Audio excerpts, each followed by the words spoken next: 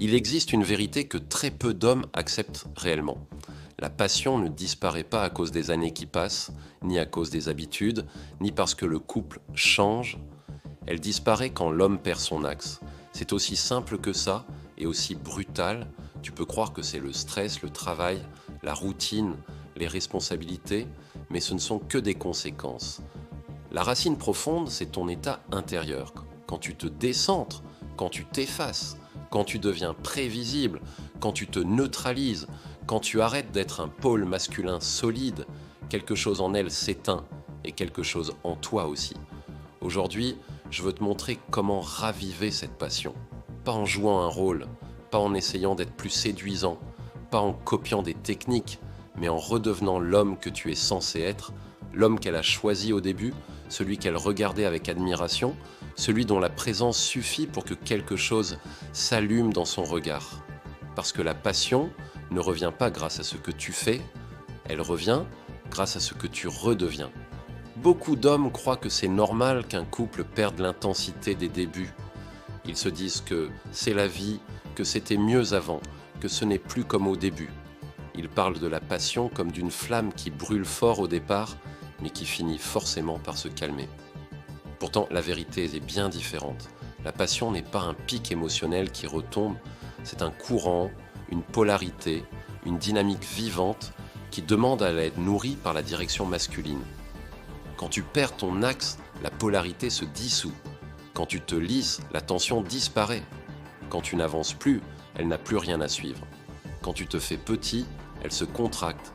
Quand tu n'incarnes plus ton propre mouvement, elle ne peut plus ressentir le sien. Ce que tu appelles perdre la passion, ce n'est rien d'autre que perdre ta polarité. Et la polarité ne se perd pas parce que tu as vieilli. Elle se perd parce que tu as abandonné ton rôle instinctif, celui d'être un pôle solide, stable, directionnel, un centre vers lequel elle peut se relâcher. Raviver la passion ne consiste donc pas à changer ce que vous faites, mais à changer ce que tu incarnes. Chapitre 1. L'homme-centre, la base de la passion. Dans tous les couples où la passion s'éteint, il existe une mécanique invisible mais implacable. Elle commence toujours de la même façon. L'homme cesse d'être un axe. Ce processus n'arrive jamais d'un coup. Il se glisse lentement entre deux obligations, 2 semaines de fatigue, 2 discussions qu'on évite, 2 compromis qui paraissaient insignifiants. Tu ne t'en rends pas compte au début. Tu agis par confort, par gentillesse, par prudence. Tu adaptes ton énergie, puis ton discours, puis ton attitude. Sans le savoir, tu fais glisser ton centre de gravité vers elle, dans l'espoir de préserver quelque chose que tu sens fragile. Mais c'est justement ce glissement qui fragilise tout. Un homme qui n'est plus un centre devient un homme qui tourne autour de quelque chose au lieu de devenir celui autour duquel les choses s'organisent. La différence est immense. Au début d'une relation, tu es un pôle. Tu marches avec une direction claire, même imparfaite. Tu n'as pas peur de dire ce que tu veux, tu avances. Tu construis, tu rêves, tu proposes. Tu mènes ta vie comme une trajectoire. Et c'est cette trajectoire qui crée l'attraction. Ce n'est pas le charme, ce n'est pas le physique. Ce n'est pas la séduction. C'est ta direction. Quand tu perds cette direction, la passion ne disparaît pas immédiatement. Elle s'amenuise d'abord dans les détails, moins de tension, moins d'initiative, moins de présence, moins de surprise, moins d'ancrage. Ce que ta partenaire ressent alors n'est pas une absence d'amour, mais une absence de polarité. Elle ne sent plus l'axe autour duquel elle peut se relâcher, elle ne sent plus l'homme qui porte le cadre, elle ne sent plus cette force tranquille qui la rassure instinctivement. Redevenir un axe ne signifie pas devenir autoritaire. Cela signifie redevenir un homme qui tient debout intérieurement, qui porte son regard sans le détourner, qui assume ses choix, qui ne se disperse pas dans les émotions du moment. C'est quelqu'un qui ne se décentre pas dès que l'autre doute, s'agite ou se questionne. Un axe ne bouge pas au rythme des événements, il reste l'élément stable, l'ancrage. La passion renaît à partir du moment où l'homme redevient ce centre, pas en forçant, pas en jouant un rôle, mais en retrouvant une densité intérieure qui dit silencieusement « Je suis ici, je sais où je vais, je suis vivant ». Chapitre 2. La tension, le feu discret qui allume tout.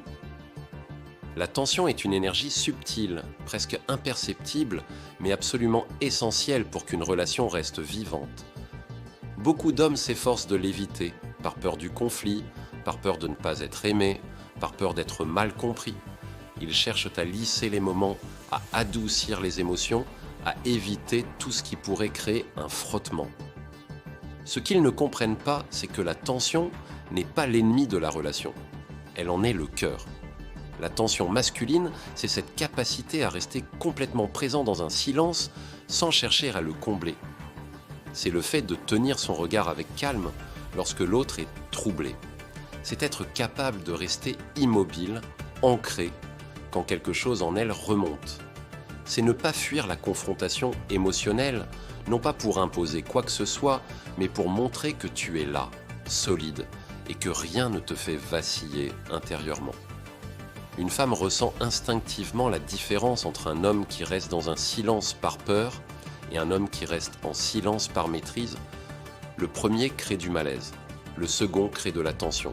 Et cette tension-là, cette tension contenue, maîtrisée, assumée, est le véritable moteur du désir. La tension émotionnelle n'a rien de violent, elle n'a rien d'agressif, elle n'a rien de contrôlant.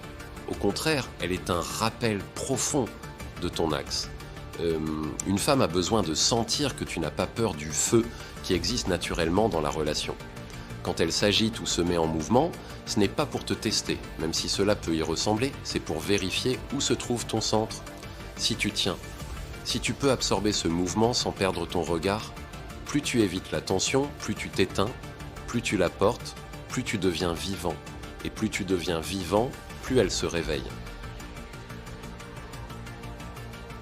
Chapitre 3. La polarité, raviver ce qui est inscrit en elle. La polarité masculine et féminine n'est pas une invention moderne ou un concept psychologique. Il s'agit d'une dynamique profondément biologique, instinctive, que l'on retrouve dans les énergies, les comportements et les rythmes. Le masculin n'est pas seulement celui qui protège ou avance, il est celui qui donne la direction, celui qui structure, celui qui garde un cap, celui qui ne se laisse pas submerger par le mouvement parce qu'il est lui-même un point fixe dans le paysage.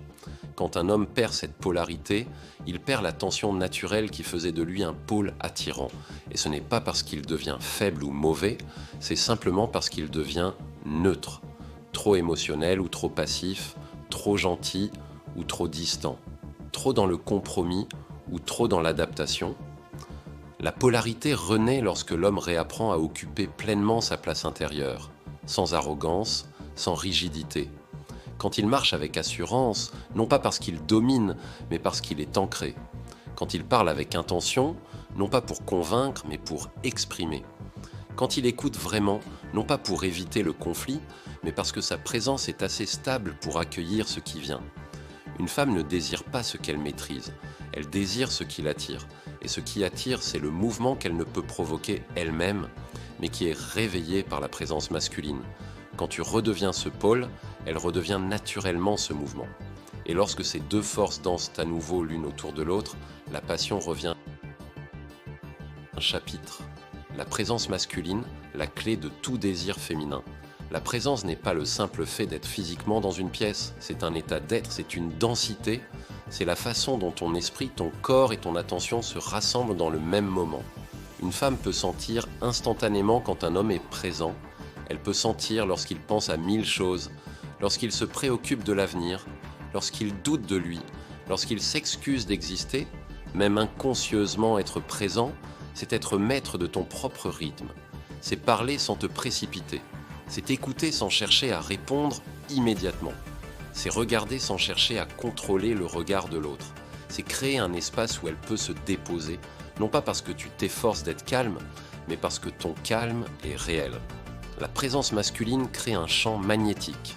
C'est ce qui faisait que, au début de la relation, elle pouvait t'écouter parler pendant des heures. Même si tu ne disais rien d'exceptionnel, ce n'était pas le contenu. C'était ton état, ta capacité à être là, entier, indivisible. Lorsque tu redeviens présent, tu redeviens attirant, même sans faire d'effort. La passion revient quand ta présence revient, pas quand tu fais plus, quand tu es plus. Chapitre 5. Le mystère du masculin, ce que les couples modernes ont perdu. Nous vivons dans une époque où l'on valorise la transparence totale. On veut tout dire, tout expliquer, tout justifier, tout verbaliser. Et pourtant, c'est exactement ce qui tue la passion. Une femme n'a pas besoin de tout savoir, pas parce que tu dois cacher, mais parce qu'une part de toi doit lui échapper. Ce n'est pas une stratégie, c'est une nature. Le mystère masculin, ce n'est pas le silence froid ou la distance artificielle, c'est la profondeur. C'est cette partie de toi qui continue de se développer, même à l'écart de la relation. C'est ce que tu explores seul, c'est ce que tu construis dans ton coin, c'est ce que tu vis intérieurement sans en faire un spectacle. Lorsque tu deviens entièrement lisible, tu deviens prévisible. Et ce qui est prévisible ne provoque plus de désir. Une femme a besoin de sentir que l'homme qu'elle aime continue d'avancer, continue de se dépasser, continue d'évoluer. Elle n'a pas besoin de savoir tout ce qui se passe en toi. Elle a besoin de sentir que quelque chose se passe en toi. Le mystère masculin, c'est simplement de ne jamais arrêter de grandir intérieurement. Chapitre 6. Le leadership émotionnel, la sécurité qui rallume le désir. Le leadership émotionnel n'est pas une position d'autorité, c'est une capacité. Celle de rester ancré lorsque l'émotion monte dans la relation. Beaucoup d'hommes réagissent au stress émotionnel par deux extrêmes. Soit ils fuient, soit ils explosent. L'un détruit la polarité, l'autre détruit la confiance. Le leadership émotionnel, c'est rester en toi-même. C'est sentir l'émotion de l'autre sans te laisser emporter. C'est parler au bon moment, avec la bonne intensité. C'est poser une limite, sans violence. C'est maintenir un calme intérieur, même lorsque quelque chose te touche. Une femme est attirée par un homme qui ne perd pas son axe sous la pression. Parce qu'un tel homme lui rappelle instinctivement une forme de sécurité. Et cette sécurité, paradoxalement, est l'une des sources les plus profondes du désir féminin. Quand tu deviens un pôle émotionnel stable, le couple cesse d'être un champ de tension mal géré. Il devient un espace où chaque émotion peut circuler. Et c'est cela qui rallume la passion. Chapitre 7. L'audace masculine, le mouvement qui réveille le feu. La passion ne renaît jamais dans l'immobilité. Elle renaît quand un homme ose faire un pas de plus. Non pas un pas spectaculaire, un pas simple mais décidé. Une invitation, une proposition, une direction. L'audace masculine n'est pas une affirmation de force. C'est un mouvement, une impulsion, un élan. C'est cette manière de dire « suis-moi » avec une douceur qui ne masque pas la détermination. C'est cette façon d'organiser une sortie sans demander 3 fois si ça lui va. C'est cette façon d'initier un rapprochement sans hésiter. C'est cette manière de créer un moment sans attendre que les conditions soient parfaites. Chaque fois que tu prends une initiative sans te justifier, tu envoies un signal « je suis vivant ». Je suis guidé, je suis capable de créer. Et une femme désire un homme qui crée, pas un homme qui attend. Chapitre 8. L'incarnation, redevenir l'homme qu'elle regardait au début. Au début, elle ne t'admirait pas pour ce que tu faisais. Elle t'admirait pour ce que tu étais, pour ta lumière, pour ta présence, pour tes ambitions, pour ton regard, pour ta direction. Quand un homme perd la passion, il pense qu'il doit changer la relation, mais la relation n'a jamais été le problème. Ce qui s'est perdu, c'est un état intérieur. La passion renaît quand tu redeviens l'homme qui avance, qui se dépasse, qui ose, qui rêve, qui construit, qui s'intériorise, qui se tient debout. Ce n'est pas elle qu'il faut rallumer, c'est toi. Ce n'est pas elle qu'il faut inspirer, c'est toi qu'il faut réactiver. Ce n'est pas elle qu'il faut réveiller, c'est ta polarité. Lorsque tu retrouves cette incarnation profonde, sa passion revient naturellement, pas parce qu'elle doit t'aimer, mais parce que son corps réagit à ce que tu redeviens. Un couple renaît toujours quand l'homme renaît. Conclusion. La passion n'est pas un souvenir, c'est une posture. Beaucoup d'hommes vivent en pensant que la passion est un état passager, un moment des débuts, un feu qui finit par se calmer. Mais la passion n'est pas un état. C'est une posture, une manière d'être, une manière d'exister, une manière d'habiter ta présence. quand tu redeviens un pôle masculin stable, directionnel, mystérieux, présent, un centre solide, quelque chose se rallume immédiatement dans le corps d'une femme. Ce n'est pas psychologique, ce n'est pas mental, c'est instinctif. La passion ne revient pas quand tu changes votre relation, elle revient quand tu changes ton axe intérieur. Redeviens l'homme que tu étais destiné à être et la passion suivra naturellement. Si tu veux approfondir ta polarité masculine, comprendre comment retrouver ton axe et devenir un homme solide, présent et directionnel, abonne-toi maintenant. Chaque semaine, je t'aide à bâtir un état intérieur qui transforme ta vie, ton couple et ta masculinité.